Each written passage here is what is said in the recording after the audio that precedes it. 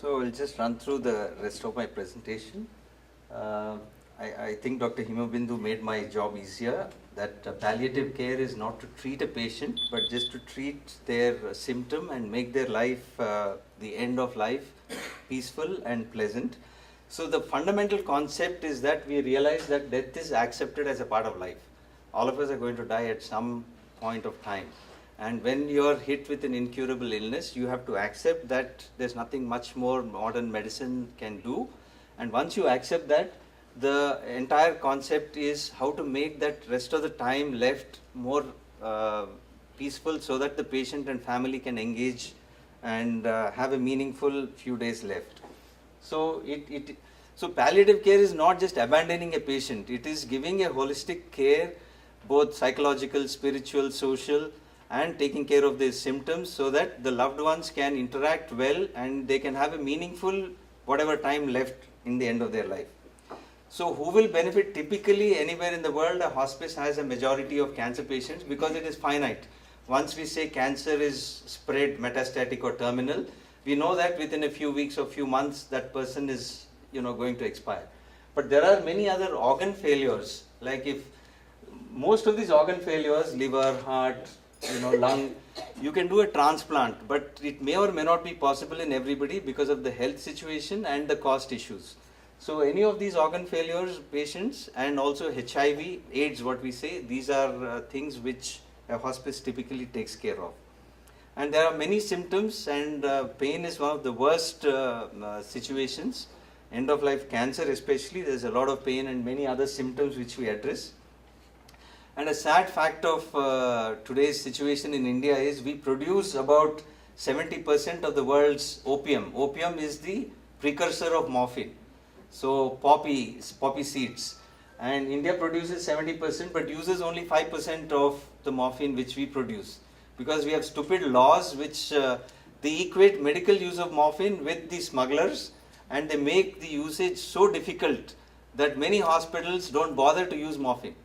So it's a very sad situation. Apart from, for example, in Telangana today, apart from Hyderabad and maybe one or two district headquarters, morphine is not available anywhere. So if somebody is suffering from cancer pain, they have to come repeatedly to Hyderabad, get the prescription and go back.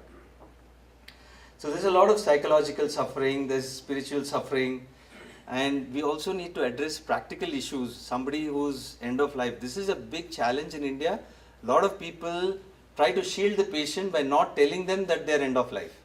In fact, even when they come to Sparsh, they know, the family knows that this person is end of life, that's why they come to Sparsh. But still, some of the patients are not told that they're going to die soon. And that's a very sad thing. We think we are shielding a patient, but we are actually denying them an opportunity to fulfill their last wishes.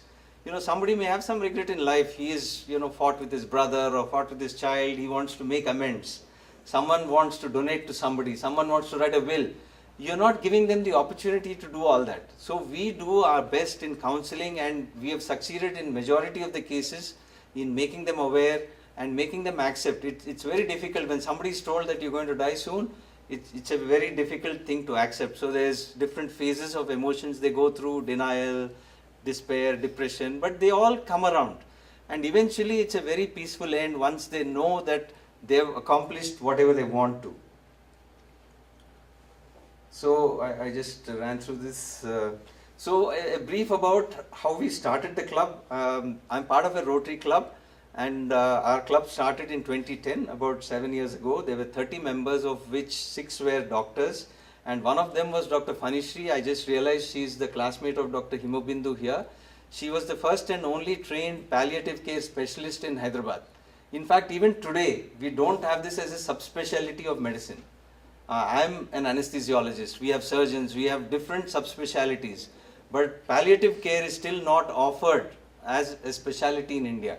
So maybe it will come down the line, but it's not there as of now. So we were fortunate to have Dr. Fanishri as our club member, and she gave us the confidence to start this project and go forward. And in 2011, we formed a trust, the club formed a trust, and we got a tax exempt status. And it was very sad that we couldn't get a premises. Everyone said, if you're running a hospice, I won't give you my house because you're going to have dead patients every day in my house. and I don't want that. So after about couple of months of search, we found the present abode of Sparsh. Presently, that is our staffing, and you saw that in the video, and we are very fortunate to have a good volunteer base. And as it was mentioned earlier, all services at Sparsh are free, not only medicines and other care, but we also give food to not only the patient, one other attendant of the patient. And initially we were very daunted whether we could achieve it, but I think there's a lot of goodness in the society. I think people should realize that good work is being done and there is generosity in the society. I'm very glad to say that. And the club members were the first people to donate. We roughly spend around 4 lakhs a month now, and in US equivalent it is around $6,000. This includes the rental, the salaries, the drugs, the food, everything. And everything is raised through philanthropy. We do some fundraising events in Hyderabad, we do some shows or things like that. And we use celebrities to propagate our cause. And VVS Lakshman, a famous cricketer, has been a good supporter of ours. We are fortunate that my wife, who's a gynecologist, delivered his child, and she had a good rapport with him, and he's been supporting us. So we have a good governing board to ensure that our governance structure is appropriate. Some of the celebrities and well-recognized citizens of the city are in it. Some of you may recognize. In the middle is Mr. J.S. Ranjan, who is the IT secretary, IAS officer. Mr. Varaprasad Reddy on the extreme left is the founder of Shanta Biotech. He's a very big pioneer, and he started the biotech industry in India. In the middle is Mrs. Pinky Reddy, GVK Reddy's daughter-in-law. Dr. Vijayanand Reddy is an oncologist. Some of you may know him here. So this is our governing board. These are our statistics. You can see each year we've been treating more and more patients. We also do home visits. See, the best place for anyone to die is their home. But not all are capable or confident of taking care of someone who's going to die in their house. So, we offer the home care also. So we make visits maybe twice or thrice a week to their homes, and we still don't charge anything. We have an ambulance and we take a doctor and a nurse to go home. And we've been rated by, there's a very common question. India has a lot of good and bad, societies. So corruption is all pervading. I understand people are hesitant to even donate to charities. So there are rating agencies for charities. So this is a Tata Trust guided funded organization called GuideStar, which looks at all your financials, whether you're reporting everything, whether you have regular meetings, and then they rate us. So we got a platinum rating for 2 successive years from GuideStar. There's another organization called Charities Aid Foundation, which also they did due diligence and they gave us a certificate. We have recently registered about 3 years ago a non-profit in US, and we have managed to get a 501c3 exemption. So all of you who donate would be able to get tax breaks for that even in US. We have also ensured proper training for our staff because there's no palliative care, as I said, there's no teaching in the colleges. So we get doctors from US or UK, or this is Dr. Kelly Brogan, who's in the picture. She's from Reno, a practicing palliative care specialist. She came and stayed with us for a month. We funded her trip and she trained all the staff there. And we had a nurse earlier who came and trained our nurses she was also there for a month. And we also try and fulfill things like the last wishes of a patient. I think the bottom right figure, all of you may be very aware, his movie is now a super success. This was about a year ago. This child was 12-year-old with leukemia. His last wish was to see Prabhas, and somehow we managed to get hold of him. He was busy. He said he couldn't come to Sparsh, and the child was sent there, and he had some pictures taken with him. We donated him a watch, and this guy later expired at Sparsh. And that boy there above, he's paraplegic because of a secondary in his spine.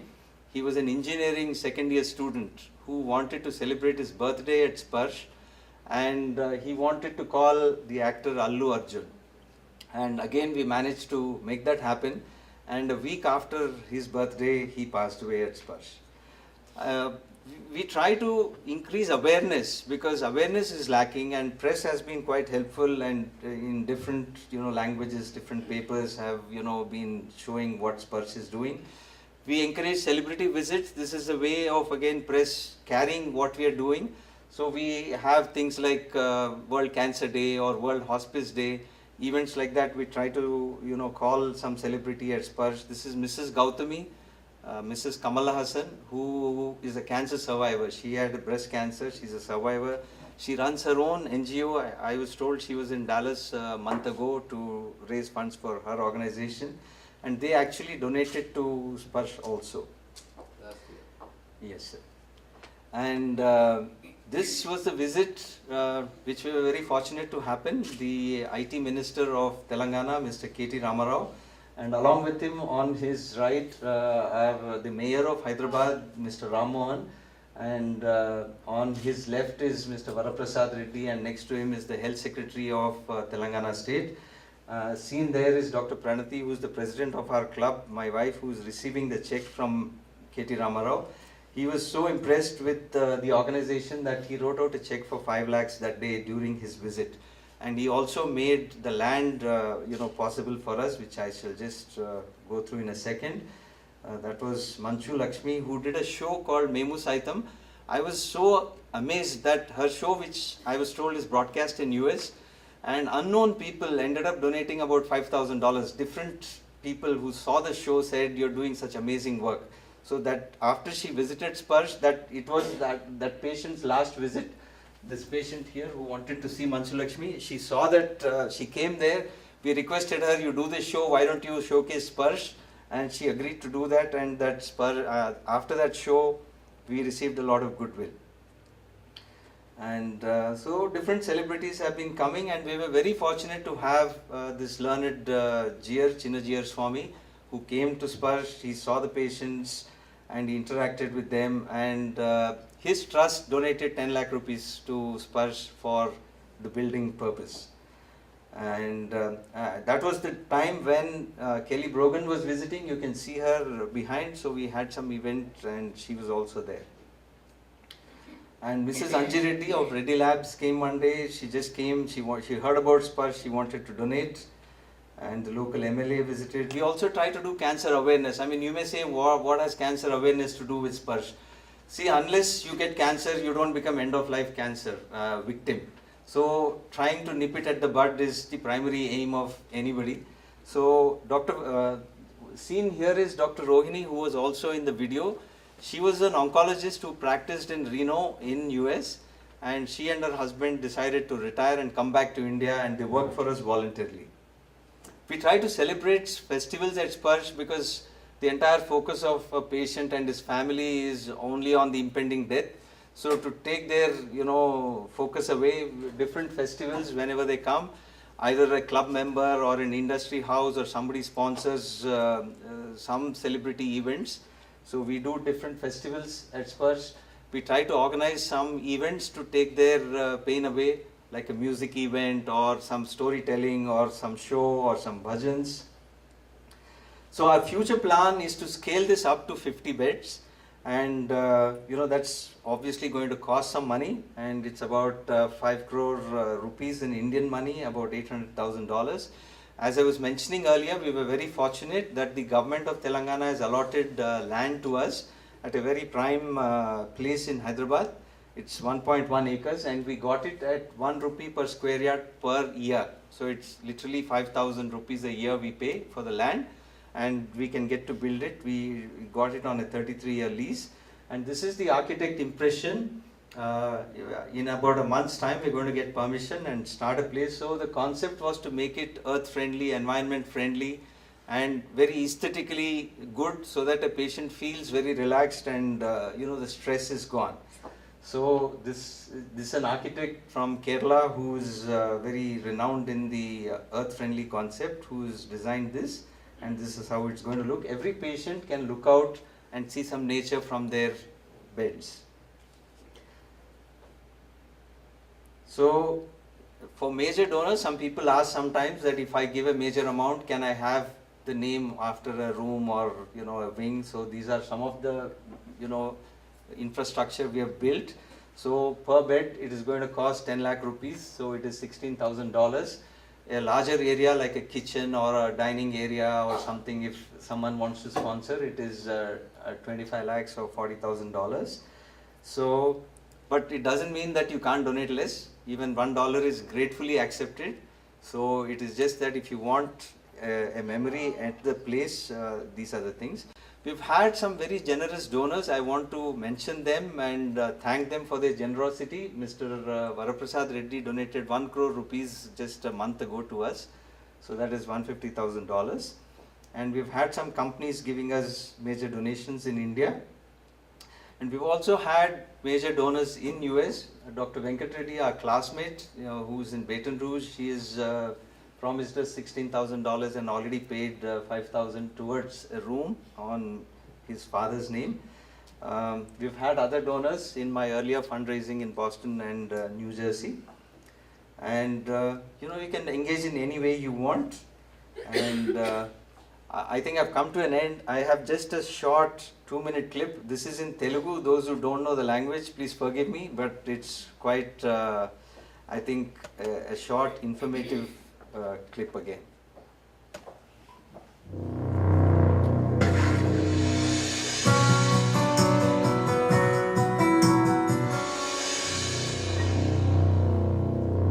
మీకు cancer చాలా advance స్టేజ్లో ఉంది. నేను చేయగలిగిందంతా చేశాం. ఇక treatment చేసిన ఉపయోగం లేదు.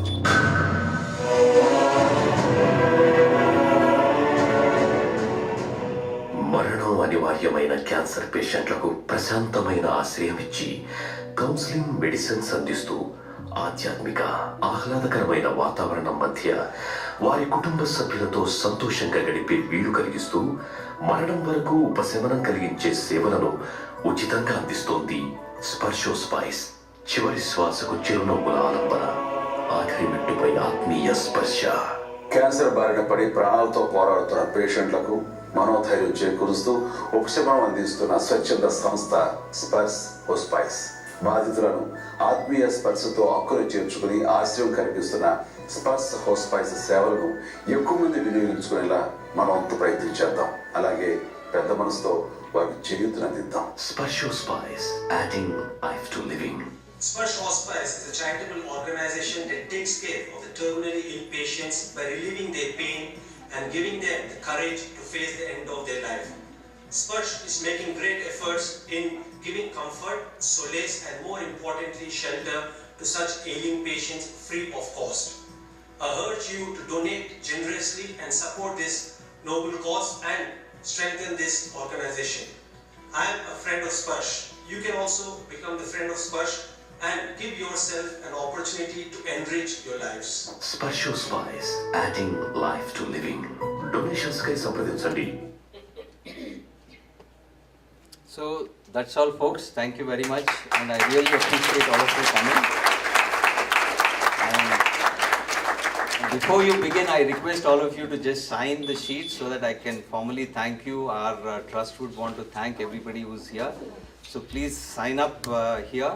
And those who want to donate, the check should be written on Sparsh Palliative Care Services. We have our colleagues who will help you. Thank you very much.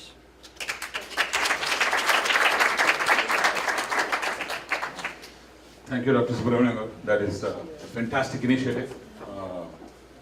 Again, wish you all the success and all the best.